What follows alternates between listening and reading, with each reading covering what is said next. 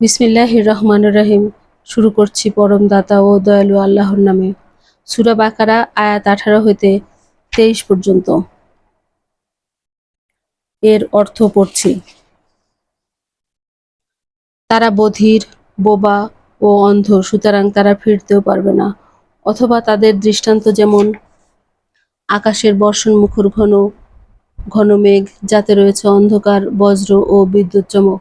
তারা বজ্রধ্বনির কারণে মৃত্যুর ভয়ে আঙ্গুল প্রবেশ করায় তাদের কানে। আল্লাহ কাফেরদেরকে বেষ্টন করে আসছেন।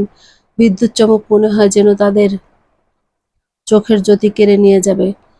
যখনই বিদ্যুৎ আলোক তাদের সামনে উদ্ভাসিত হয় তখন তারা সে আলোতে চলে, আর যখনই আঁধার হয়ে যায় তখন তারা দাঁড়িয়ে যায়। আল্লাহ যদি ইচ্ছা করতেন তাদের শ্রবণ ও দৃষ্টিশক্তি হরণ করে নিতে পারতেন।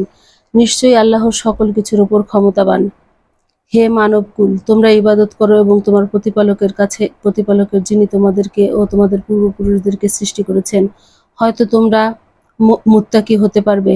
যিনি জমিনকে তোমাদের জন্য বিছানা এবং আকাশকে ছাদ স্বরূপ করেছেন এবং আকাশ থেকে বাড়ি বর্ষণ করেন, তদ্বারা তোমরা জীবিকার জন্য ফলমূল উৎপাদন করো। সুতরাং জেনে শুনে কাউকে আল্লাহর সমকক্ষ দাঁড় করো না। আমার বান্দার মুহাম্মদ সাল্লাল্লাহু আলাইহি সাল্লামের উপর অবতীর্ণ বিষয়ে তোমাদেরকে যদি কোনো সন্দেহ থাকে তাহলে উহার অনুরূপ কোনো সূরা নিয়ে আসো এবং ডাকো তোমাদের সহায়তাকারীদের আল্লাহ ব্যতীত, যদি তোমরা সত্যবাদী হও।